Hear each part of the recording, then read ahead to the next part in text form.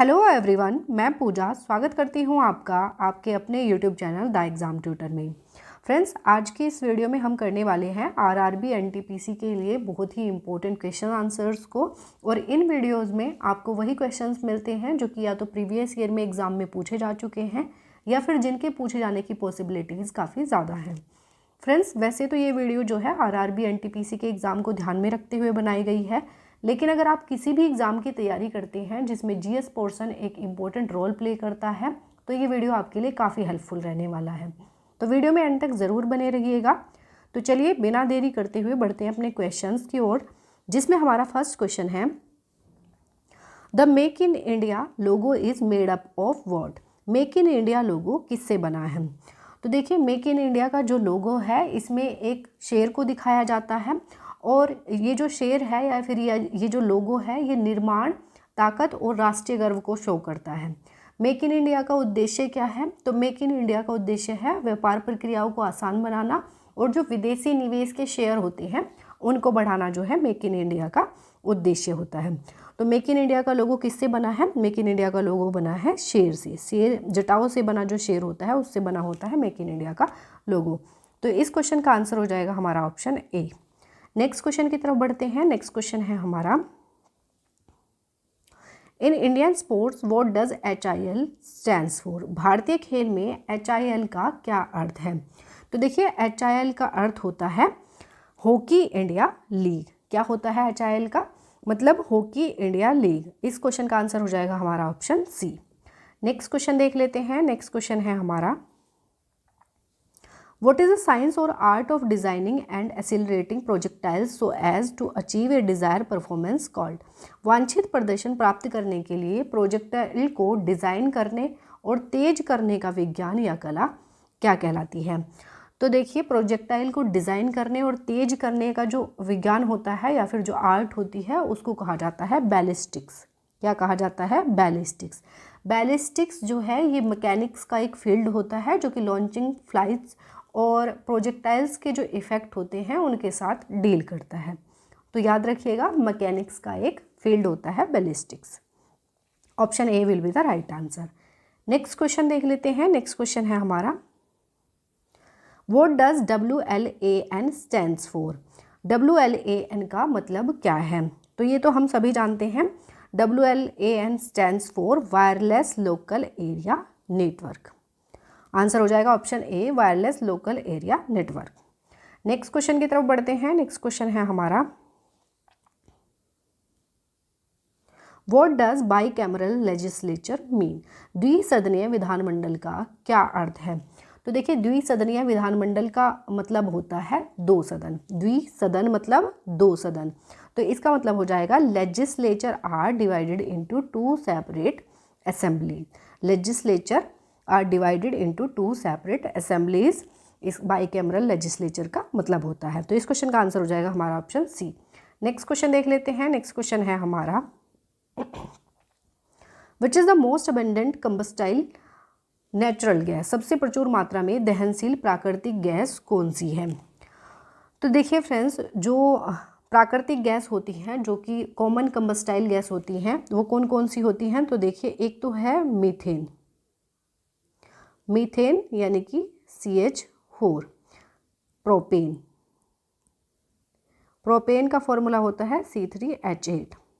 C3H8। Next है butane. Butane का formula होता है C4H10। एंड नेक्स्ट है हाइड्रोजन। नेक्स्ट है हाइड्रोजन यानी कि H2। अब इसमें पूछा है सबसे प्रचुर मात्रा में दहनशील प्राकृतिक गैस कौन सी होती है? तो वो होती है मीथेन यानी कि CH4। आंसर हो जाएगा option B, methane. Next question देख लेते हैं। नेक्स्ट क्वेश्चन है हमारा, which among the following is the largest fresh water lake in India. निम्नलिखित में से कौन सी भारत की सबसे मीठे पानी की झील है? तो देखिए फ्रेंड्स, हम सभी जानते हैं कि वुलर लेक जो है ये सबसे बड़ी, भारत की सबसे बड़ी मीठे पानी की झील है। और ये कहाँ पर है? तो ये जम्मू एंड कश्मीर में है। डल लेक जो है, डल लेक भी कहाँ पर है? जम्मू एंड कश्मीर में है। थोल लेक कहाँ पर है? तो ये है गुजरात में। कहाँ पर है? गुजरात में। और ये एक कृत्रिम झील है। याद रखिएगा, थोल लेक जो है ये एक कृत्रिम लेक है, यानी कि आर्टिफिशियल लेक है।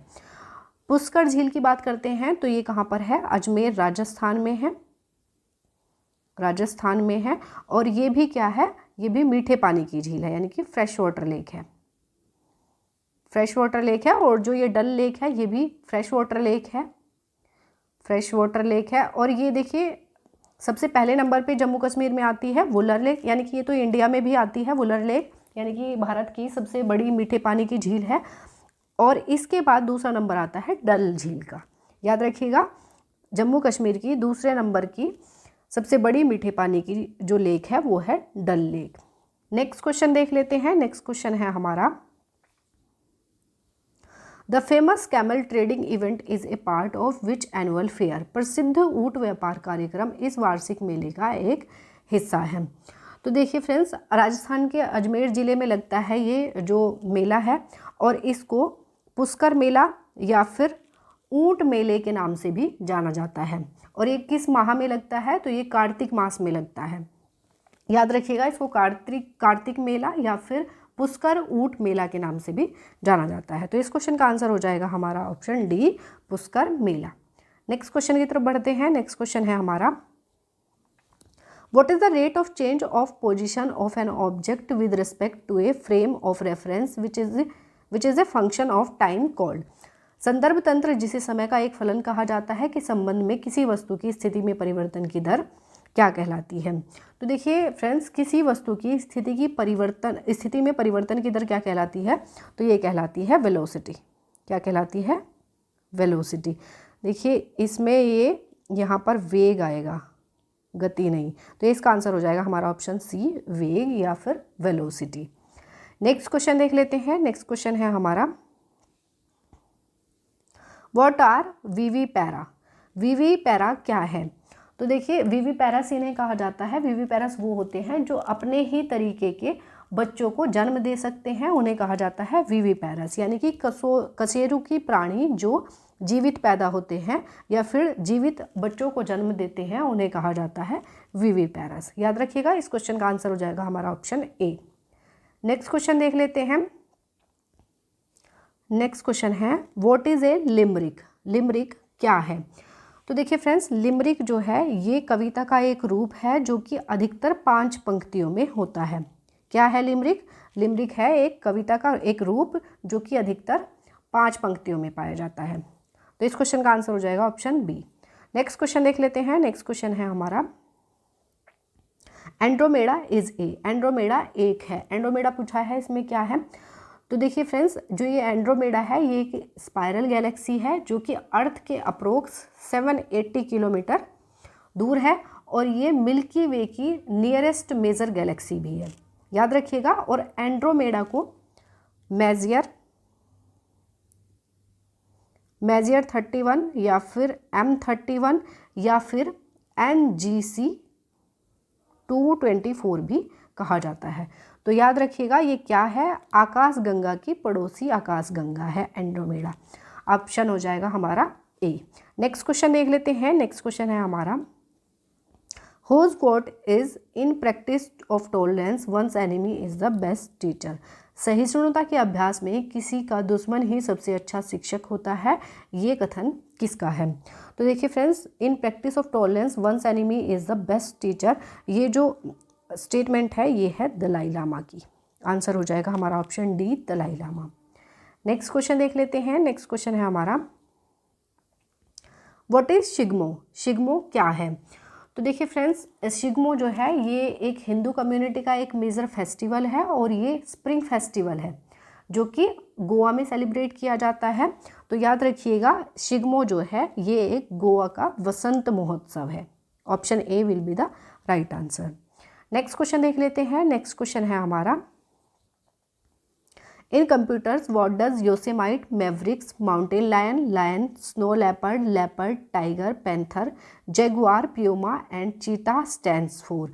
कंप्यूटर में Yosemite, Mavericks, Mountain Lion, Lion, Snow Leopard, Leopard, Tiger, Panther, Jaguar, Puma और चीता का क्या अर्थ है?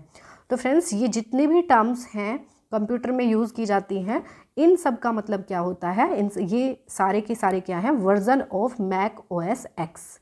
ये क्या है, मैक ओएस एक्स के वर्जन है। याद रखिएगा, इस क्वेश्चन का आंसर हो जाएगा हमारा option A, versions of Mac OS X. Next question की तरफ बढ़ते हैं। नेक्स्ट क्वेश्चन है हमारा, in which country did Portuguese merchants first land in Goa. पुर्तगाली व्यापारी सबसे पहले किस शताब्दी में गोवा आए थे।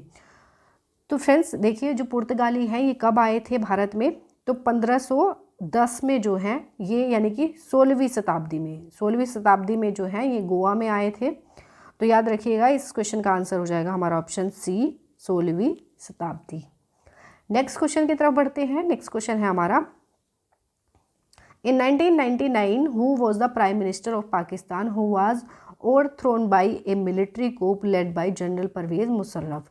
1999 में पाकिस्तान के प्रधानमंत्री कौन थे जिन्हें जनरल परवेज मुशर्रफ के नेतृत्व में सैन्य तख्तापलट द्वारा अपदस्थ कर दिया गया था। तो 1999 में जो है पाकिस्तान के जो प्रधानमंत्री थे वो थे नवाज शरीफ। कौन थे, Nawaz Sharif. Option C will be the right answer.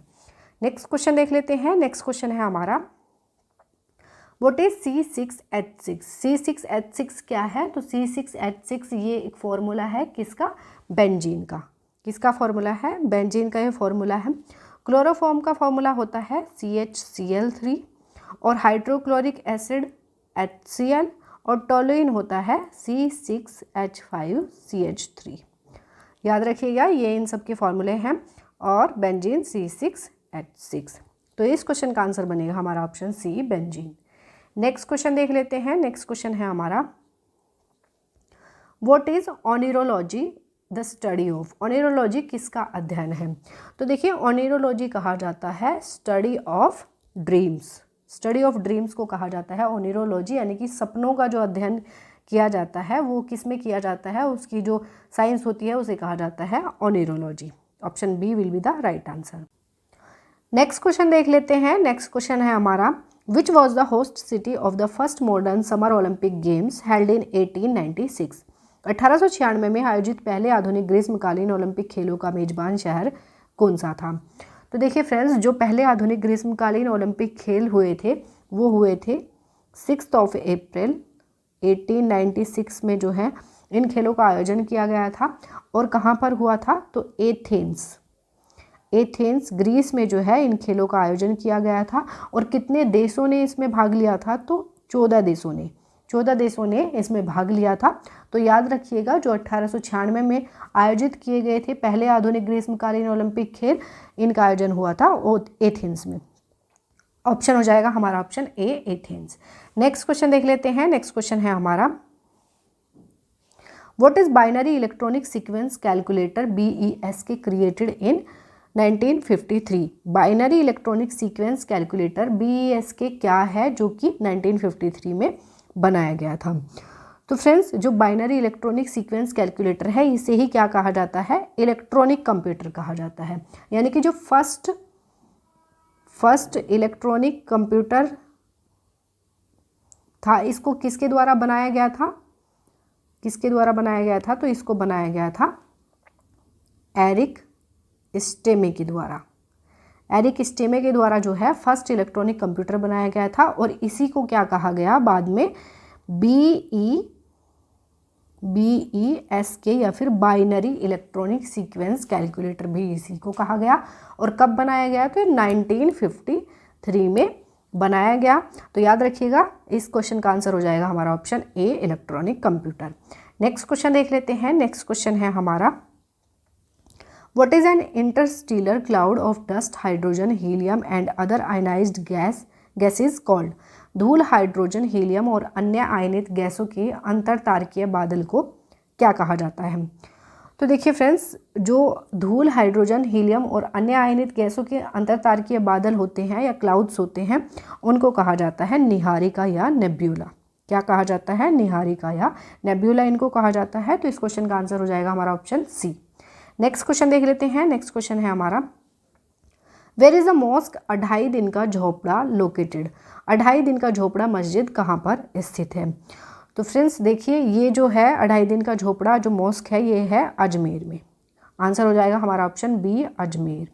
Next question की तरफ बढ़ते हैं। नेक्स्ट क्वेश्चन है हमारा, what is the official language in Bhutan? Bhutan में आधिकारिक भाषा क्या है? तो देखिए भूटान की जो ऑफिशियल लैंग्वेज है वो है जोंगखा। क्या है? जोंगखा, ZONGKHA, इसको कहा जाता है Dzongkha. Option C will be the right answer.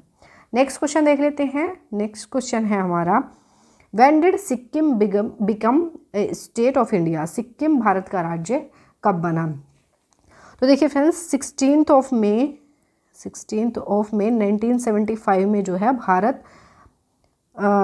Sikkim जो है भारत का 22वां राज्य बना। कौन सा राज्य बना? 22वां राज्य बना था। और यहाँ पर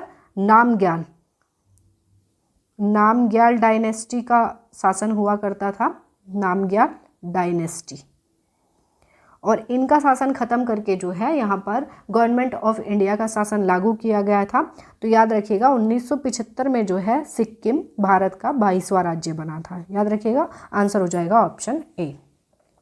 सो फ्रेंड्स ये हमारे 25 क्वेश्चंस यहीं कंप्लीट होते हैं। आई होप ये वीडियो आपको पसंद आई होगी, और ये वीडियो आपको अच्छी लगती है, हेल्पफुल लगती है तो वीडियो को लाइक और चैनल को सब्सक्राइब जरूर कर दीजिएगा।